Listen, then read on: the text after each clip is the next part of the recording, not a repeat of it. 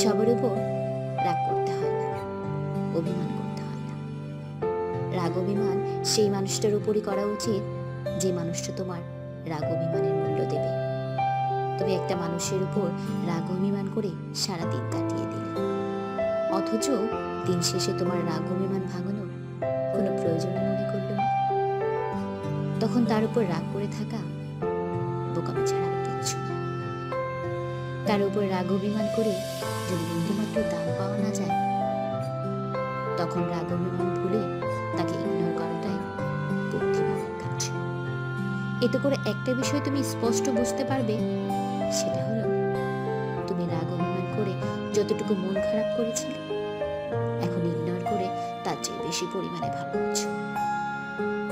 ভালো থাকতে হলে মাঝে মধ্যে ইগনোর করতে পারাটা খুব খুব দরকার। সব সময় নিজেকে উজাড় করে দিলে সে কখনো এসবের মর্ম বুঝবে না। মাঝে মাঝে একটু স্পেস দিতে হয়, থেমে যেতে হয়। তোমার সকল রাগ অভিমান সেই মানুষটার জন্য জমা করে রাখো যে তোমার রাগ অভিমানের ভাষাটা বুঝতে পারবে, তোমার রাগ অভিমান ভাঙানোর জন্য পাগল হয়ে যাবে।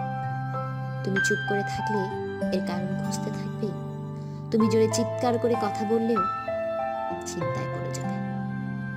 যে তোমার এসবের মূল্য বুঝবে না, তার উপর রাগ অভিমান করে থাকা অর্থহীন। রাগ অভিমানের কারণ কিন্তু সবাই হতে পারে না। যে মানুষটা তোমার উপর রাগ করবে, অভিমান দেখাবে, সে অবশ্যই তোমাকে অন্য সবার চেয়ে একটু আলাদা করে দেখে। তবে বেশিরভাগ মানুষই এটা বুঝতে পারে না, যার ফলে অল্পতেই তারা হাঁপিয়ে ওঠে। মনে রাখবে, যে ভালোবাসতে জানে সে রাগও দেখাতে পারে। তাই বলে ভেবো না যে তার রাগের মূল্য নেই। রাগ অভিমানেরও দাম আছে, কারণ মানুষ সবার উপর রাগ করে না, অভিমান করে না। মানুষ তার উপরই রাগ করতে পছন্দ করে যাকে সে ভালো